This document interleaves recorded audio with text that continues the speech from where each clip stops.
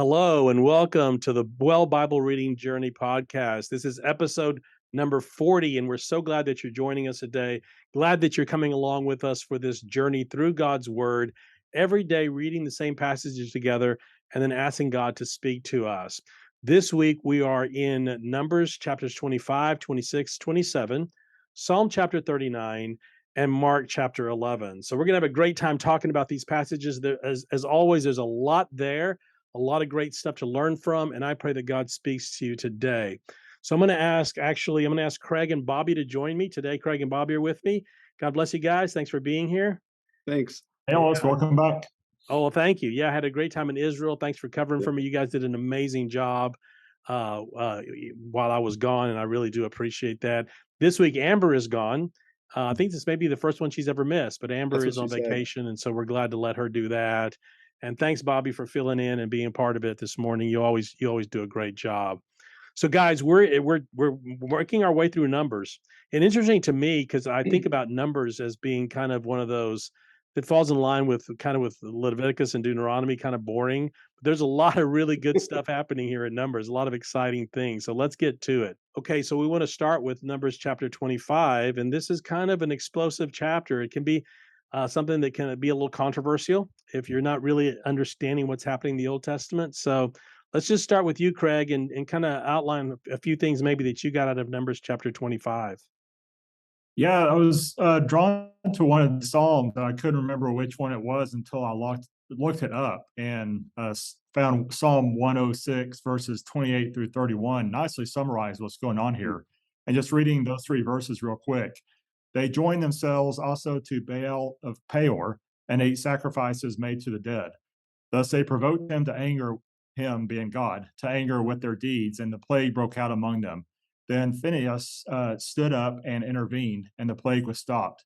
And that was accounted to him for righteousness to all generations forevermore. So what we have here is we're setting up in verse 1 with a very harsh note of judgment. The word harlotry is used. And we have here the double meaning of harlotry, where the physical literally leads into the spiritual. So the Midianite rulers, and we see later that one of the daughters is Cosby, one of the daughters of Cosby is related to one of the Midianite rulers named Zur, and he's a tribal head of one of the houses of Midian. And so we have here this sense and the suspicion that throughout all of this interweave the influence of Balaam, who we just covered last week, and Baal, the king, trying to get at Israel kind of in a roundabout way.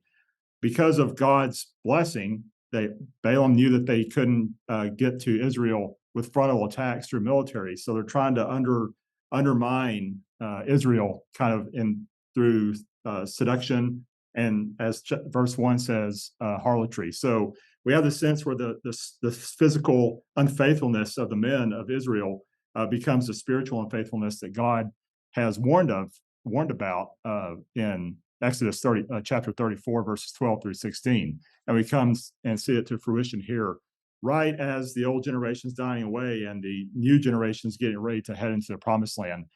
The new generation's already messing up. So God has to stop and deal with this before they can go into the promised land. Yeah, the thing you have to understand, this has nothing to do with the mixing of races or with them coming from different tribes. It has everything to do with religion and love for God.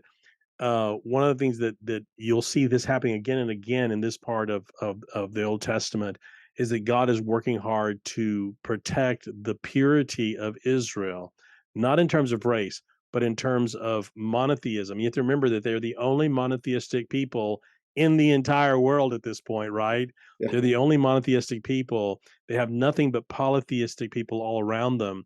And when they intermarry, it makes it clear in Numbers 25 that what these women, the Midianite, Moabite, the Midianite women were asking them to do was to worship their gods, right? If you're going to be with me, you're going to offer sacrifices to my God. And these guys, of course, were doing it. They wanted typical men, they wanted what they wanted and were willing to do whatever they had to do to get it. And so the women were saying, the Midianite women were bringing them into this pagan relationship, this relationship that was idolatrous. It was idolatry. The harlotry is closely associated with idolatry, right? Yeah. In fact, in the Old Testament, Hosea, that whole book is just really about Hosea marries Gomer as a living example of what it looks like to be unfaithful to Israel. He marries an unfaithful wife. Um, so yeah, that's really what's happening here. And it seems harsh. I mean, it really seems harsh, but it's essential at this point that God keeps Israel pure in terms of their love for him and this monotheism. Bobby, is that more or less what you got out of it, or what else would you add to that? Yeah, I think providing context, that sexual immorality, it was very integrated into their worship practice. It was actually part of the worship practice, right? Hmm. And here's the thing, humanity has always found a way to elevate sexual immorality into a prominent and prioritized and justified practice. Mm. Humanity just has a tendency to hear our spiritual enemy say jump, and then with sexual immorality, we eagerly say, hey, how high? Yeah, Um, that's right. So if anyone thinks keeping sex inside marriage is old fashioned, I'd say it's even more old fashioned to let sex run amok wherever we want it. Look at the days of Noah, any ancient Egyptian Akkadian literature, their worship practices, Israel constantly having problems, Sparta, Greece, Rome, Hmm. humanity is always finding a way. And it starts as a secret and then just becomes blatant. Like you look at the 25 verse 6, the thing that just drove, who was the guy that uh, in Psalm 139, Craig, you just said kind of, or 136, you said he stepped up for the righteousness. One Phineas. of Phineas, yeah. Phineas. Phineas, Yeah. yeah. What drove him was there's this guy. I mean, Moses and Aaron and the leaders are grieving over all this stuff that's going on, and this guy just strolls by with the Midianite prostitute and says, "Oh, hey guys," and then goes into his tent. Yeah. That's just Yeah. blatant, arrogant, just or maybe not arrogant, but just apathetic, maybe. Yeah. And it's just, Maybe both. Maybe yeah, both. Yeah. And it's yeah, interesting to me where you had the group that was weeping over this, weeping over it, and Phineas kind of almost says, "Forget the weeping. I'm going to go take action and do something about this." Right. And so yeah, he takes action, and God honors him, even though it feels like a pretty gruesome. I mean, he's killing, right? He kills this man and this woman, but it really is from his zeal for God, and God, I mean, praises that, basically saying he's the one who took action to cleanse Israel of this idolatry. And the problem is where it was taking Israel, where it was going to take them. In the New Testament, Jesus puts it this way, and it seems harsh as well. If your right eye causes you to sin, gouge it out. If your hand causes you to sin, cut it off. Obviously, he's using metaphor, but it is this kind of like get rid of all those things that are taking you away from God. Those are the things that will take you down to destruction and will ruin your life. And so we've got to deal with it right away. And this is what God is doing. You're right too. I think you mentioned, I don't remember if it was you, Craig, or Bobby, but you mentioned he's preparing them to go into the promised land, right? yeah, They're about yeah. to take the promised land. And this is going to be a recurring problem, a recurring issue for Israel. When you read the book of Judges, Spoiler alert. yeah, they continue to they'll be doing great, and then they'll fall into idolatry. They'll begin to syncretize with the religions all around them and start to want to look like them and act like them. Even their desire eventually to want a king, right?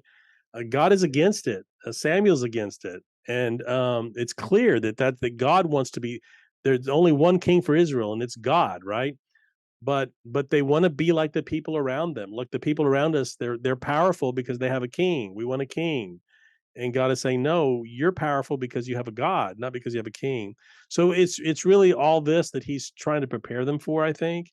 And so it's a pretty gruesome story and a pretty in your face way to do it. But God is really sending a message.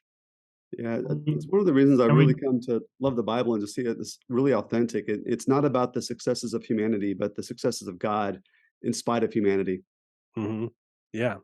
and we talk about how gruesome and harsh this story is, and it does sound that way to our ears and to our sensibilities.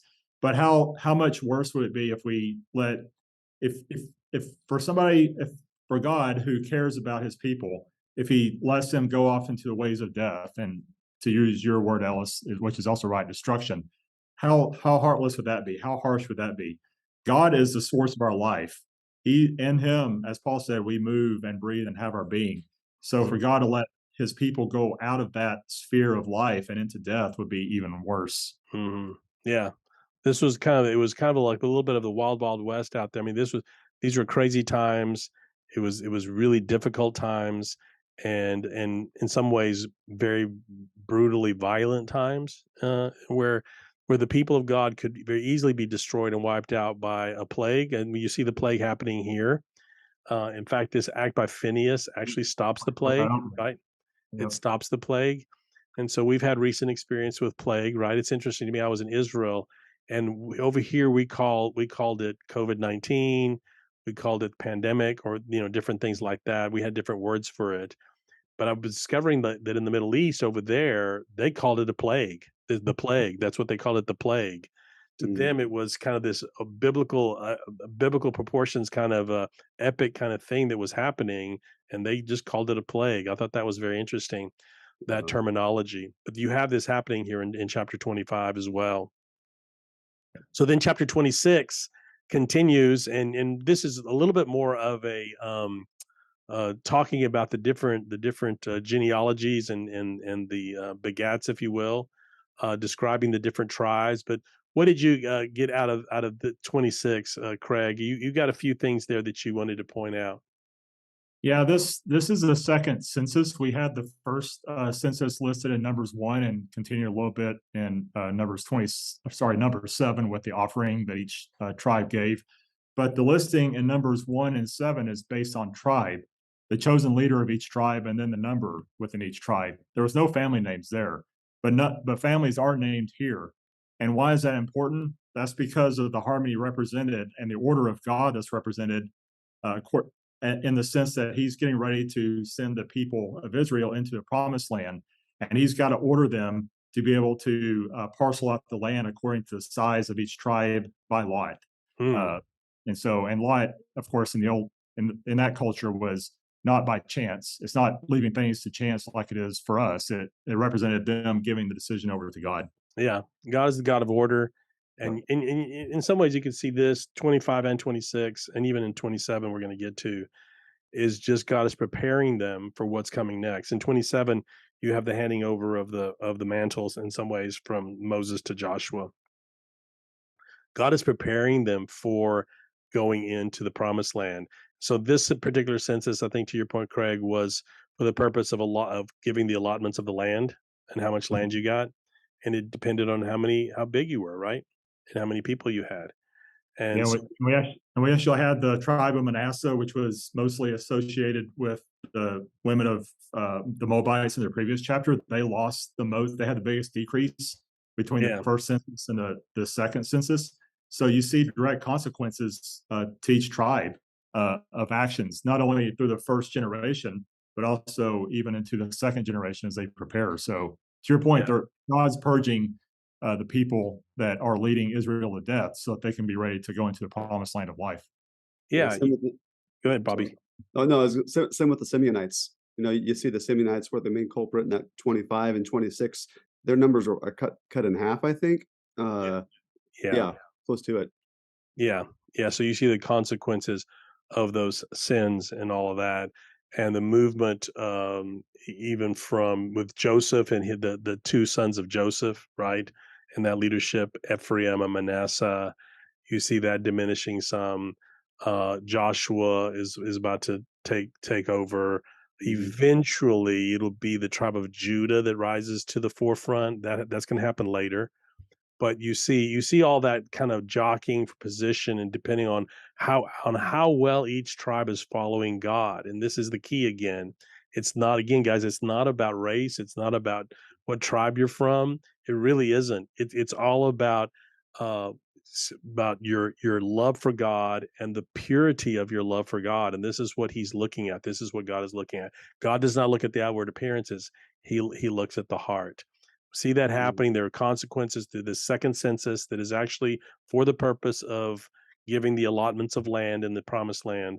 And then in chapter 27, okay, we move into chapter 27 of Numbers, and you have this situation with the daughters who didn't their father died, who's a Korah, daughters of Korah, and they're left with nothing, and so they're fighting for their rights. Very interesting episode there, where they you see how the law is kind of coming into its own, and how the law is being formulated as they go from situation to situation, and it's a problem solving thing. So the law is always trying to solve problems, and here's a problem where there was nothing at that point. Obviously, in the law, there was nothing that addressed the situation where it's all these daughters and there's no male heir.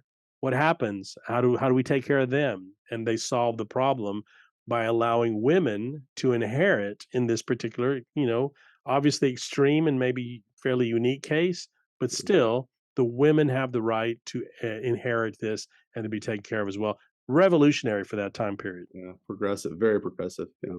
Yeah. And then the Yeah. handing over the mantle to Joshua. What did you guys get out of that? Yeah, I really liked, when I saw the mantle being handled over, I was like, whose tribe was Joshua in again? So, you have Moses of the tribe of Levi, and you have it being handed over to Joshua, who's in the line of Joseph, or Ephraim, son of Joseph. Mhm. And it's interesting because, what's going on who's living in the wilderness? It's Moses. It's the tribe of Levi. It's the worship practice that's trying to get purified and sanitized and cleaned up and fixed before they go in to the promised land. And then you have, when they're moving to the promised land, the mantle kind of shifts to the son of Joseph, one who is an explorer going into the unknown. Mhm. And so it's kind of neat seeing how, and then ultimately, Pastor Ellis, as you said, going to Judah. It's interesting seeing that mantle shift from tribe to tribe. Mhm. Yeah. That's right. You had that. Joseph was, of course, the one who got the double portion because so he got the blessing from his father Isaac, right? Jacob, no, Israel, Jacob, right? Mhm. He got the blessing, and he got the double portion with two of his sons inheriting land. And so you see Joseph as being obviously a great leader, and he has produced this lineage of leaders all the way down to Joshua, who's going to lead them in now. Yeah. That's absolutely right. And it's a big moment. I mean, Moses is not going to be able to go to the promised land. He's been told why, right? That he's not going in. He accepts that, and then he hands it over to Joshua. So really showing Moses too. This is kind of the end of his life, the end of his ministry, but it shows what an amazing leader he was and how incredibly humble he was and open to what God wanted. Right. That's Mhm. kind of what I took away from that last section of Numbers 27 was and there's some practical principles of leadership and just being a good steward with what God has given you in life and Hmm. my, personalizing myself in life. Are we leaving the world better than we came into it with what we have set up, or are we passing it on in a responsible manner to the next generation and having our succession plan set in place? So that really spoke to me this week. And really Yeah. quick, before we leave numbers, I want to correct what I said in Numbers 27. Bobby, you're right. It was the tribe of Simeon that was the most reduced. I misspoke and said Manasseh, so I just want to correct Oh, that. So oh, it's Yeah. yeah, kind of visual. Yeah. They were pretty there close to each other though. Yeah. yeah, yeah, They So were. before we go to Mark 11, we did have Psalm 39, which is yeah. really interesting and really pretty relevant. Some pointed things that are being said in Psalm 39. And Bobby, you did a modern day version of Psalm 39. Yeah, I I call want it a you to translation at first, but I cannot be so bold. It's a modern day paraphrase. a modern day paraphrase. Yeah, it's We a modern day understand. version. Yeah, we understand. So yeah, So go ahead and share that with I just want you to share that with us and just take your time and read through it. And you guys at home, you might open your Bible to Psalm 39 right now, right where you are, and just kind of read along as Bobby does it in a very different way, but really making modern day application to what Psalm 39. I think this is really good because really what Psalm 39 is saying to us for today. So open your Bible to Psalm 39. Take some time to do that. If you need to punch pause, get your Bible, come back, hit it again. And Bobby, go ahead and share what God gave you as a kind of a modern day paraphrase version of Psalm 39. right. And this happened when I saw it in the first verse. I saw it, hey, there's something here for our modern day context. Yeah. I decided I will watch what I will type and make sure I don't sin with my postings. I will tape up and bind my fingers while swiping through Instagram and Facebook. I'm holding back the urge to reply with comments as my frustration grows. I got so ticked off and patience grew, and I finally yelled out, God, help me understand how short our life really is. Help me consider, is it really even worth commenting? I mean, really, are my comments doing anything but stirring up trolls and giving them exactly what they want? What good will my own typed out emotion response do for anybody? Deliver me from my own short sighted outbursts. Do not make me the object of fools' insults. And that verse is actually, that's a word for word. So David's dealing with the same thing we are. We're just Mhm. different context. Yeah. My fingers are indeed bound by mercy and grace because you have shown that to me, Jesus. You've shown me the ways of peace. But don't ignore my frustrations. Bring these foolish postings to rest. I am dependent on you. And surely these problems have existed long before I started swiping through these posts tonight. Guide me away from such nonsense so I might find contentment in my own life and not be angry about somebody else's. It's great. I love it. We're gonna that's a mic drop. We're gonna just leave it right there. You think about that as you go through. So let's go to Mark chapter 11. A lot happening in here, of course. You have the triumphant entry. You have the cursing of the fig tree, the cleansing of the temple, the fig tree shriveling up. You have the Jesus's authority being questioned. This is all happening right in that last week. The triumphal entry, of course, is the Sunday before the Friday that he's crucified. It's the Sunday a week before his resurrection the next Sunday. So a lot happening here. Mark devotes almost 1/3 of his entire gospel to this 1 week. So we're in Mark chapter 11, and it begins with the triumphal entry. So guys, share with me some things you got from that. Yeah, it's interesting. We come to Mark. The first 10 chapters have really not been marked out by any sense of timeline. I mean, we've kind of been hopping very quickly from event to event, from teaching to teaching. I used the language of the Chronicles of Narnia before, and referred to Jesus as the lion here, bounding from one scene to the other. But here we see Mark slow down. To your point, Ellis, about we have the Passion Week, and a full third of the gospel devoted to it. So Mhm. Jesus' triumphal entry into Jerusalem is displayed by Mark in verses 1 through 11 here in chapter 11. And Jesus will spend the next few chapters showing us what his radically redefined kingship looks like. And this theme of bearing fruit also runs through all through chapter 11 and all of these stories. Like, to your point, the fig tree, which informs the scene at the temple, which then we come back to the fig tree to explain what all just happened. Mhm. And then we'll see that theme of bearing fruitfulness move on into chapter 12 as well, with the tenants in the vineyard that refuse to give their fruit to God.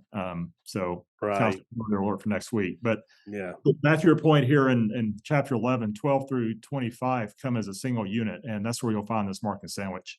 Yeah, yeah. The Markan sandwich is we've talked about Markan sandwiches before. There you see several of them. But here's one as well, where sandwiched in between the fig tree episode, where he curses the fig tree, later comes back and they see the fig tree barren, shriveled up. In between that, the sandwich is the cleansing of the temple. And remember, whenever you have an Barkin sandwich like this, they're talking to each other. They really relate to each other or throwing light on one or the other. And I Yeah, think that because the fig tree scene can look pretty random and petty without the temple coming up, but the temple scene may not make as much sense without the fig tree right, context. right. The fig tree is throwing light on the temple, and it's really symbolic of what's happening with the temple, what Jesus is doing with the cleansing of the temple. Absolutely.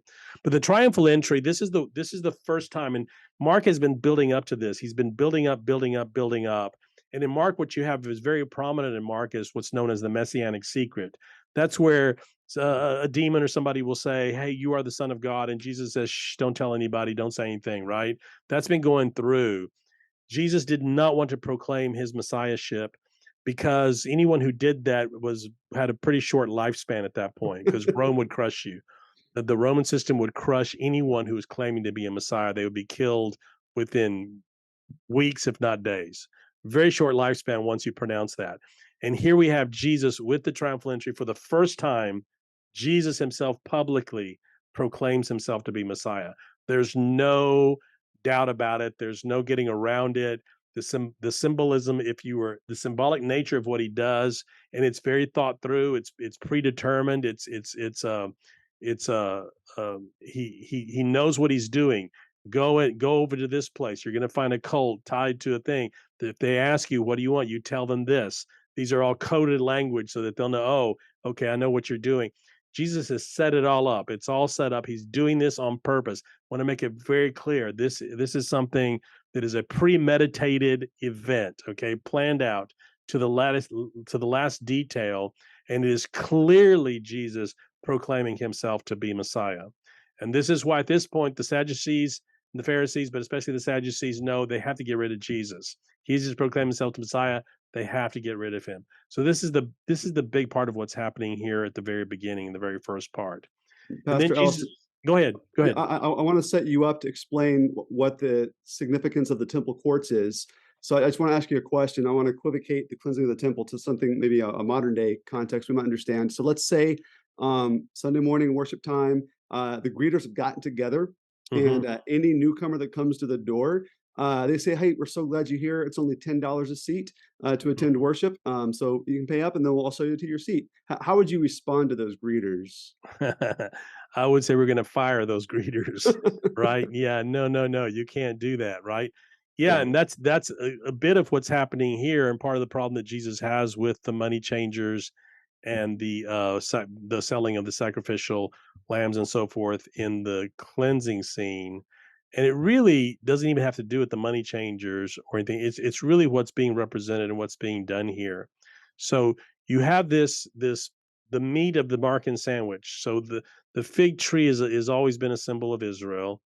A Mhm. fig tree that doesn't bear fruit is a symbol of Israel's turning their back on God, the corruption in Israel. And that's what you see with the Sadducees in the temple sacrificial system. It was a multi-billion-dollar industry at that time in today's dollars. It was just a money-making machine for the Sadducees, and they completely corrupted it. In fact, the Essenes, another sect of Judaism at that time, the Essenes had left Jerusalem and separated themselves because of the corruption at the temple. Everyone knew about it.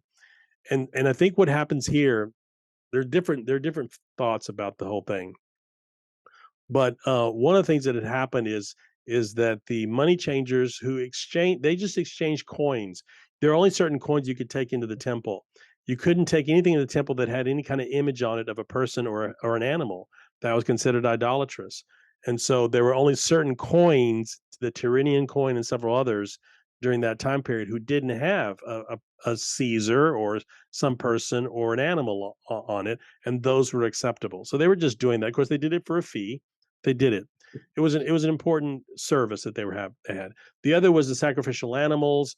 Your animal had to be without blemish. It couldn't have any broken bones, no cuts, nothing like that.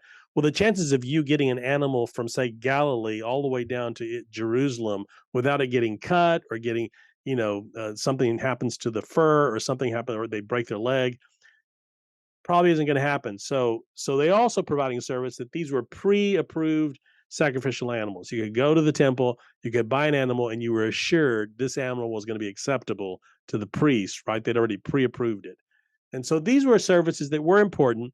But what happened, we believe, is that those services were offered traditionally in the Kidron Valley, which is a valley just outside the walls of Jerusalem, and that was being done there. And then you would bring it into the temple.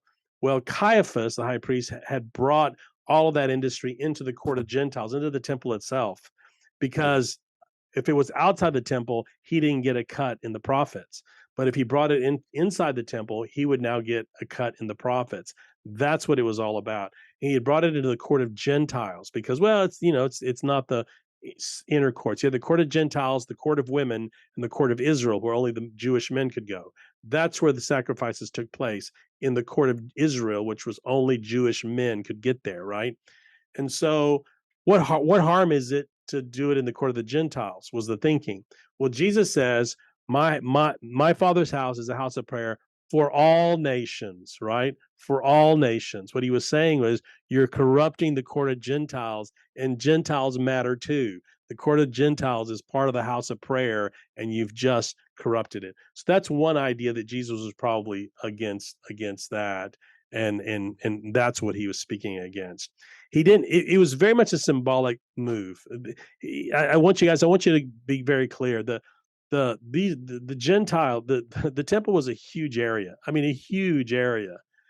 if Jesus shut down that thing, it would have taken he and all of his disciples to do it, and they Mm, wouldn't have been able to shut it down for very long. They shut it down for just a little while.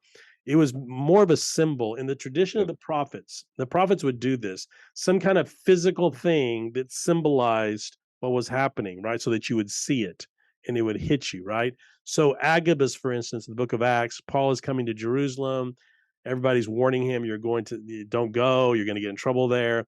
What does Agabus the prophet do? He takes off his belt, ties his hands in his arms, lays on the ground, and says, "This is the way they're going to treat you in Jerusalem." Right?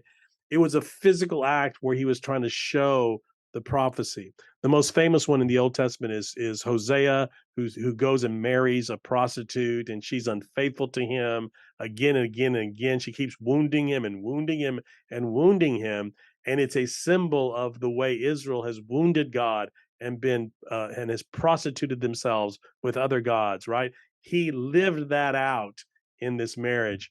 So this is what Jesus is offering with the fig tree and with the temple clearing of the temple. He's offering this living kind of physical portrait of what we're talking about, of the prophecy he's really trying to say.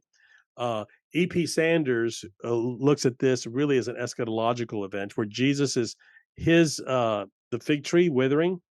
The fig tree for Sanders represents the temple, and then the clearing of the temple. Jesus is doing a physical symbol like this, like the prophets would do, of the destruction of the temple.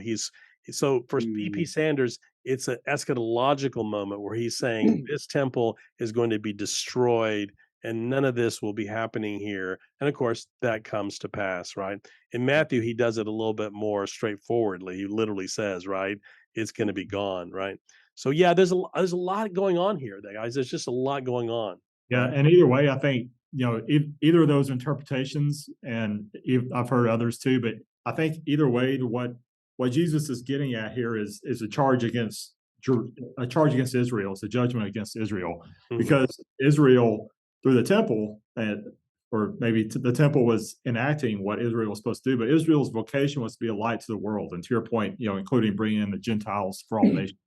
Right. But what they were using it as was a point of national pride and piety to lift themselves up and say, "Look how much better we are than you, and we're Mhm. going to exclude you and kind of hoard our access to God." And that's not what they were supposed to be about. Right. Kind of idolatrous, right? Yeah, yeah. Going back to the harlotry. Yeah, you see a The lot of the that going on. these words aren't mine, I can't remember where I've read it, but it's always stuck with me, but, one commentator had said, Israel was tying this to the fig tree, Israel was producing the leaves of ritual religion, but no fruit of God's expected righteousness, which is Oh, the real purpose of the tree. oh yeah, I love that. That's great. A lot of people play it. They really talk about how well. Why was he so mad at the tree? It wasn't. And Mark even goes to great pains and says it wasn't fig season, right? It wasn't. They weren't supposed to be there. But it really was a symbol of Israel and Israel's failure, the complete failure. You look pretty, you have the leaves, right? You look pretty, but there's no fruit. And it's the whitewashed tomb. It looks really nice on the outside, but there's nothing but death on the inside. And you're seeing this happening right before your eyes. And so in the very next scene, of course, they question Jesus' authority and he appeals to John the Baptist. Mm. And so that's a really big moment as well. They're starting to step up the pressure on Jesus, right? So we got 2 minutes left, guys. Got anything else from Mark that you wanted to throw out before we wrap it up? Not for me. Now, for me, I don't think I could do the rest of it justice in just 2 minutes. Yeah, I know. There's so much there, guys. Thank you for sharing your stuff today. Hey, we're praying for you guys as you go through these verses, as you go through these chapters. The biggest thing is to ask God to speak to you. There's something in there that God is going to just highlight for you that you're just going to notice in particular. And I would encourage you even to linger on that piece, even if you don't make it through all the readings. That's not the point of this. The point is not for you to read more Bible or to get more Bible knowledge, although hopefully that will happen. That's a byproduct. The main thing for us really is that we want God to speak to you, right? As you read his scripture, listen to the voice of God, listen Yeah. to his leading, and to application he wants to make to your life. And we know that you're going to be blessed. Hey, Craig and Bobby, thanks for being with me this week. And we're guys out there, we'll see you next week. And I pray that God blesses you as you serve him. God bless you. Bye, y'all. Bye.